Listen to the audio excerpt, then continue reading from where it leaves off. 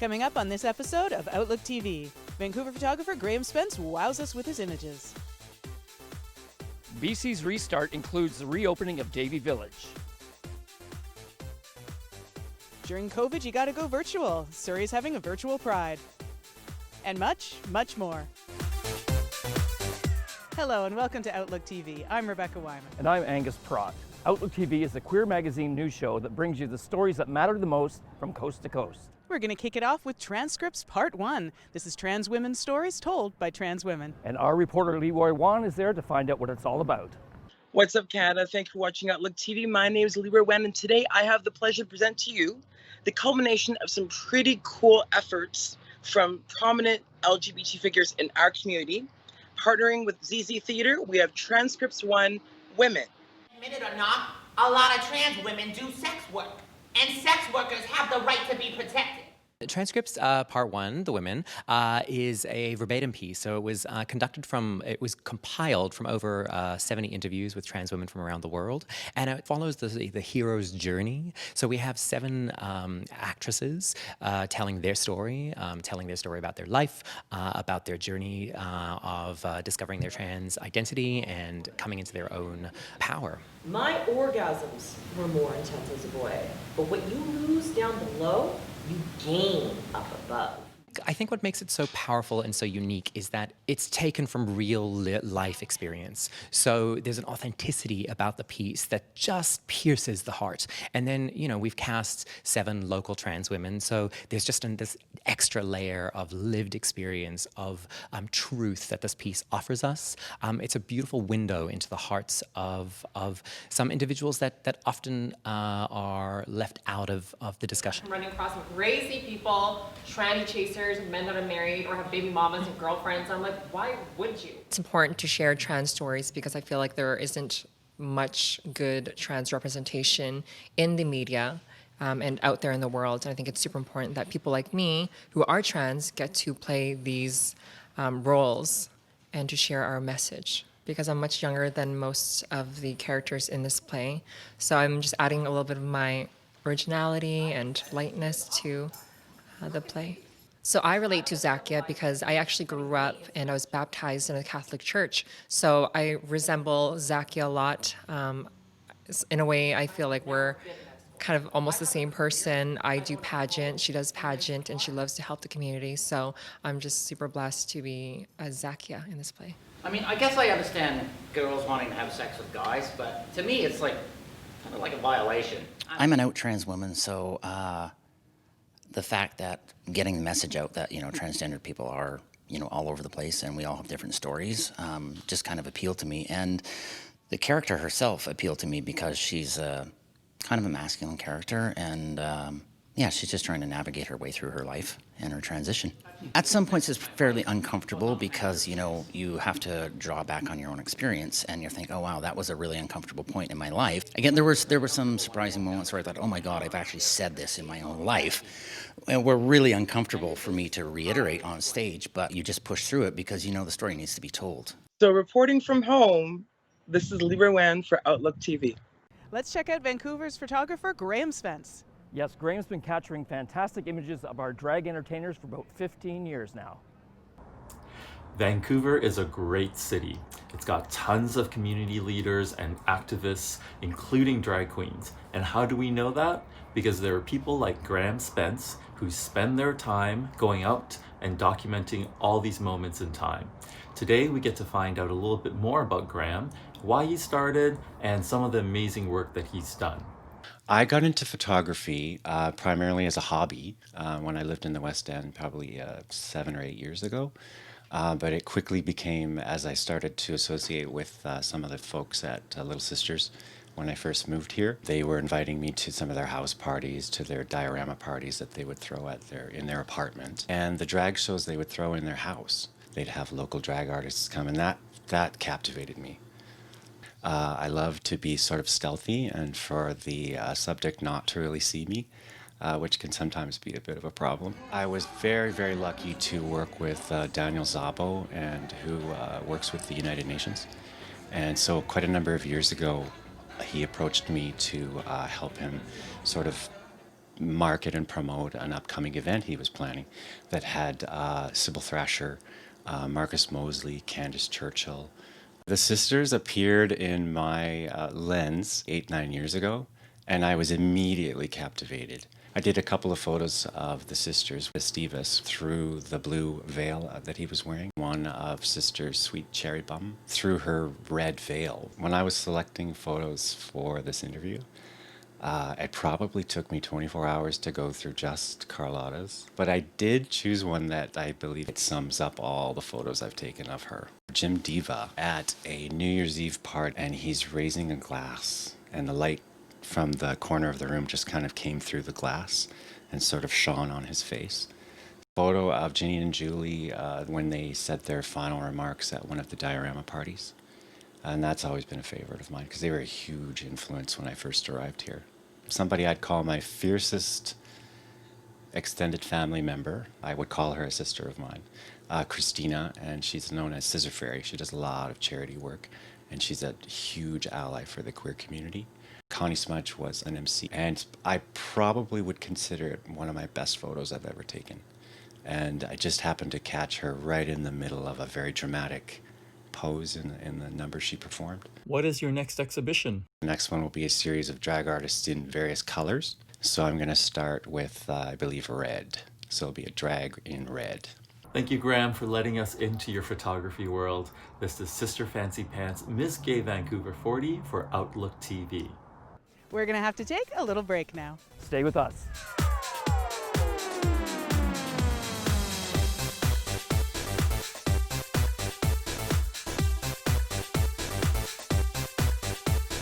Pride is a time to be proud of who we are. Join hosts Miss Adrian, Mariah Loire, Martin Rooney for Surrey Pride. We will be showcasing local artists and community leaders like Miss Adrian, Mina Mercury's Drag Queen Storytime, and myself, Patrick Massey.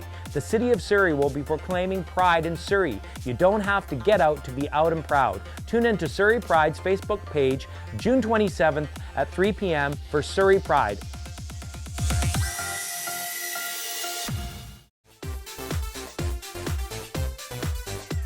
Welcome back. You're watching Outlook TV. Yes, and we're in BC's phase 2 of the COVID-19 restart, where our bars and restaurants are starting to reopen. Let's go see what they're doing. Like businesses all over the world, many businesses in Davie Village, including pubs, restaurants, and bars, had to close due to COVID-19. But as BC's phase 2 of the restart program comes into place, some are starting to reopen. And today we're going to go behind the scenes to find out what it's all about. For sure, we had a definitive, we're going to open on Friday the 29th of May, and we had about a week to get everything in order. We got new carpeting, refreshed the carpeting. We have some new tables, all nice and sealed, and chairs with the hard bottoms, easy to clean. Normally on the patio, we'd have 36 seats. Right away, it was half the capacity of the room, so the patio went down to 18, and I think that was probably our toughest because you can't move the tables. We're telling people that, we get into phase 3, we can be that much closer, we can have that many more seats out, so everybody wash their hands and behaves and, does things properly, then hopefully we're just gonna get right into phase 3 and enjoy more sunshine out there this summer. Our hours are 11 a.m. we open, Sunday to Thursday we close at 12, and Friday, Saturday we close at 1 a.m. And if you wanted to visit Mary's for a nice bite to eat there, they're open 9 a.m. till 7 p.m.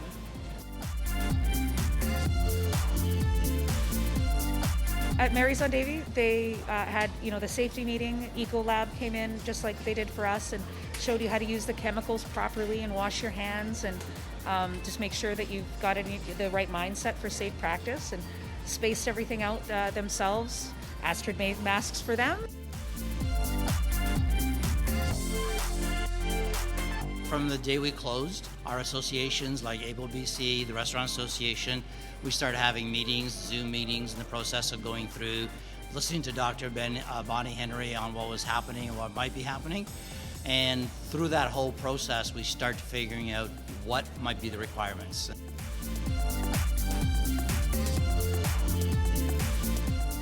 Guidelines and policies program for the staff, safety plan that's posted on our websites.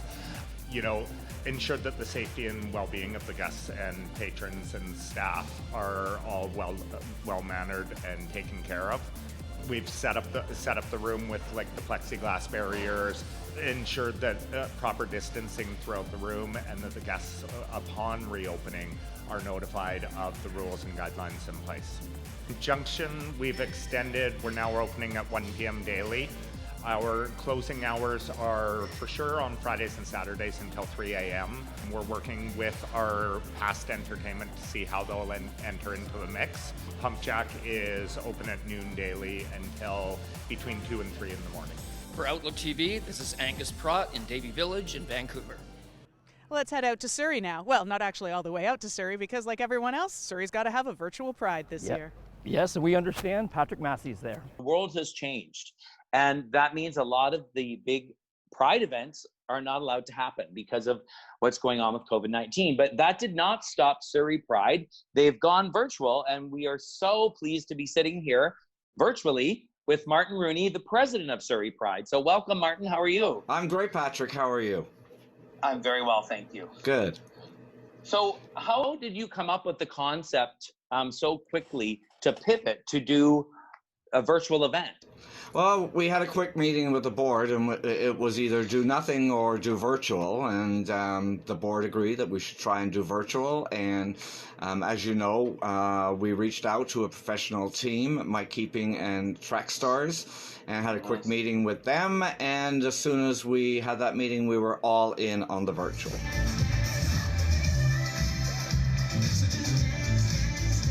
It looks like you guys have got some really great performers at Surrey Pride this year. Who are, I know Mina Mercury's there, and of course you. There was a special guest too.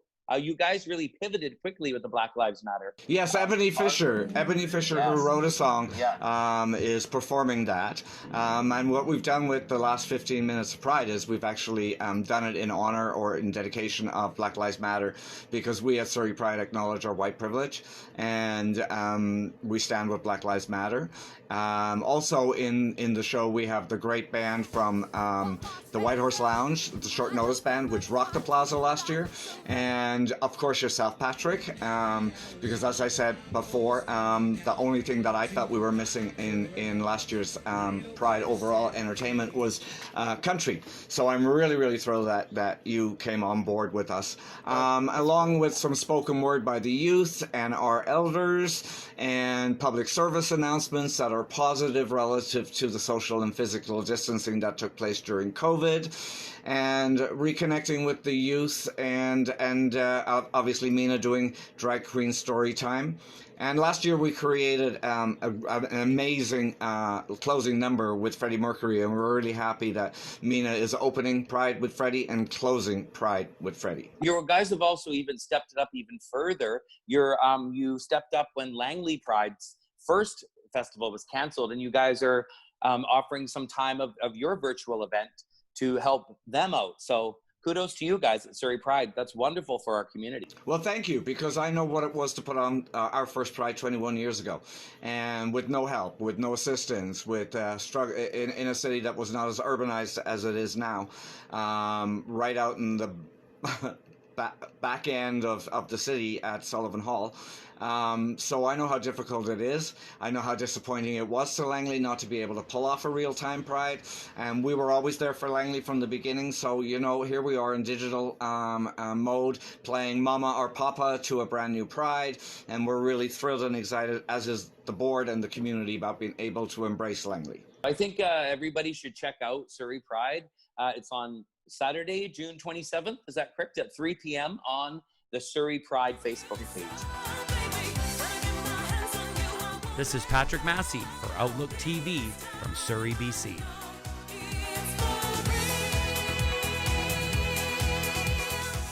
Next up, we've got Gary in a chat with Jason Karman. Yes, and his short films have won awards around the world. Vancouver filmmaker Jason Karman has made 16 different short films that have been screened in many international film festivals. Jason tells us about his filmmaking career.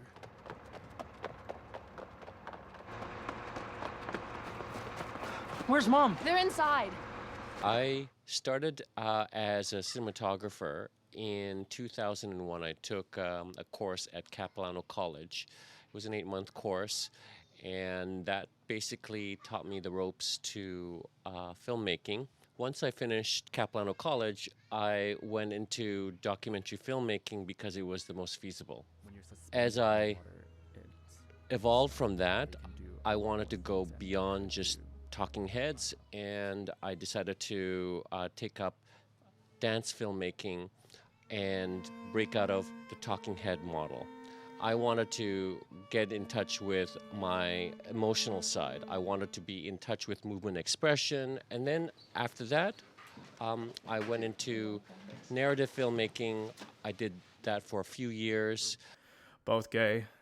I don't know if I'm white enough. I am queer and I'm an Asian Canadian.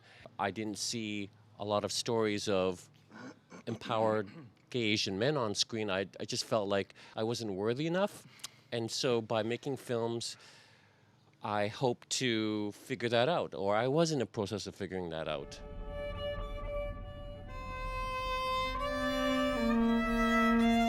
I love going to festivals because it offered me an opportunity to find my target audience and develop professionally.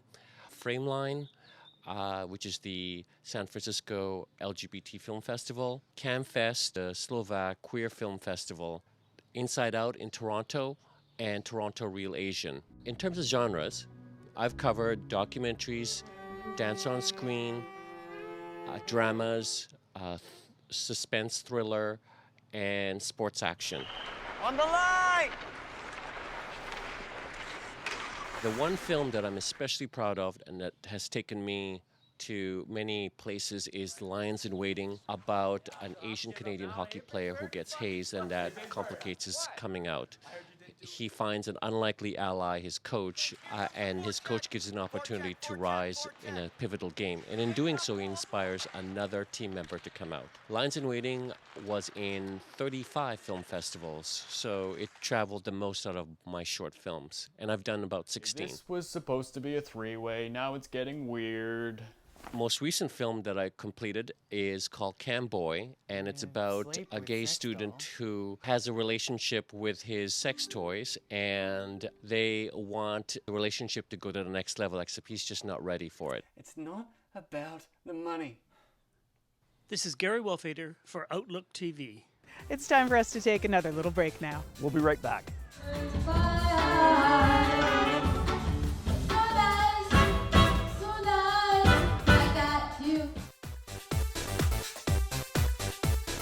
Hello, I'm Ms. Adrian. Please join us on June 27th at 3 p.m. on the Facebook page of Surrey Pride, and we are going to show you a virtual Pride 2020.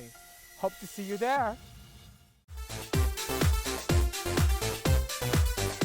Like everything else that's having to go virtual these days, so are coronations. Let's go check out the Empire of the Peace Arch Monarchist Association. Did I get that right, Angus? I think so. I think excellent. Yeah, it sounds right. Yes, and I think our reporter, Miss Gay Vancouver, Sister Fancy Pants, was there to check it all out. Mariah Lenoir is a legend in the BC drag scene.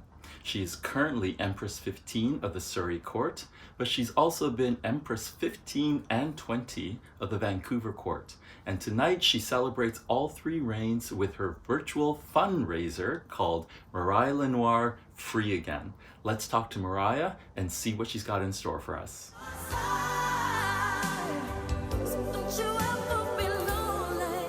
It's my first ever virtual drag show.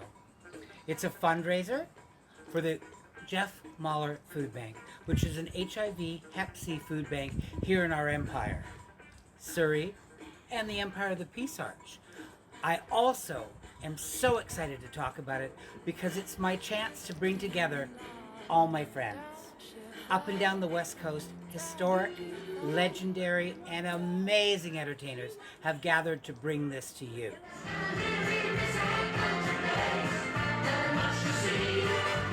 Who do you have performing for you tonight? I wanted people that were significant in my world. Absolutely legendary people like Champagne, Empress 25, the Rose Empress 25 of Portland. I called my very dear friend, Joni, And it was an honor to have her part of this. The crazy May Santos, yes? Imelda May Santos. I love you too, mother. She's my baby. I crowned her in 1992. We brought the incomparable Miss Ashley O'Day. We also have Kahlua Ice. Now in 1990, she was Miss Gay Seattle. We went to the incomparable Stephanie Fox. She was the 22nd Empress of Portland, Oregon. We also have the stunningly beautiful Jaylene Time. Nothing compares to you. This weekend was supposed to be your step-down coronation. Due to COVID-19, how has that affected your reign?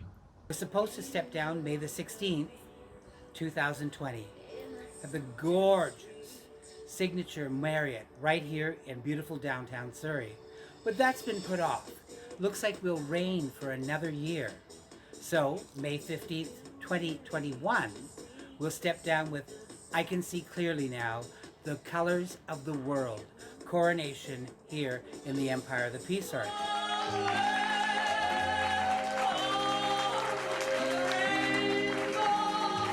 Thank you, Mariah, for your years of community service. This is Sister Fancy Pants, Miss Gay Vancouver 40 for Outlook TV. Our next story is one of yours, Angus. Tell me all about it. Soulful Productions. Soulful Productions produces events around the world with entertainers, and this time they have Vancouver entertainers taking part. Soulful Productions produces events around the world, including right here in Vancouver, with local artists such as the late Sybil Thrasher and Marcus Mosley.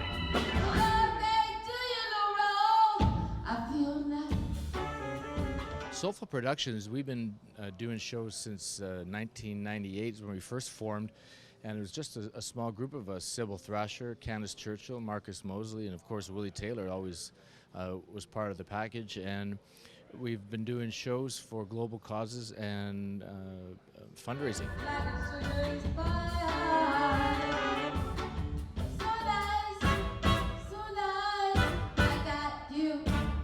Well, I'm going to be, first of all, spreading my personality and say hello to all my friends. And then I'm going to be doing singing. James Brown, I Feel Good. And I'm doing At Last, Etta James. And he is mine at last.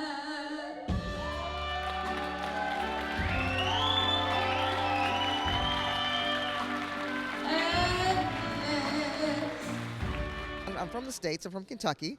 I've been here for many, many years, since blah, blah. We won't say. But I sing, I act, and just a little bit of this and that. But I'm just so happy to be here and having a great time. And I learned how to get along. And so you're back from outer space. I just walked in to find you there with glass and upon your face. Well, you've been working hard already. Yeah, I've been working hard, baby. These bones are old, but I still got the spirit, so I'm having a good time. Get off fellas that she ain't met.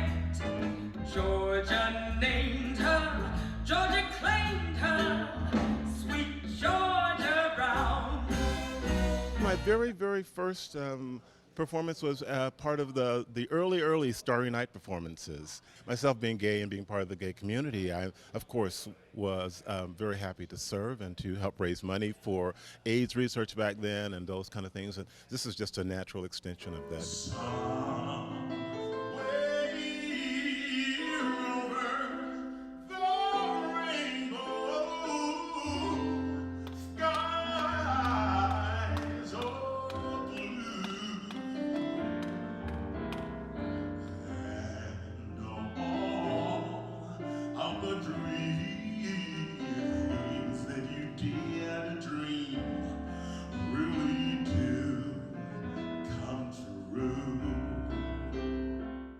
That is all the time we have for this episode of Outlook TV, but provided the world doesn't completely go to hell, we'll be back really soon. Feel free to check us out on social media. We're on Facebook, Instagram, and Twitter. Come come join us too. We're still looking for volunteers. Virtual mostly, but still looking for volunteers. All the time. Thanks so much for joining us. I'm Rebecca Wyman. And I'm Angus Prod. Stay safe, Canada.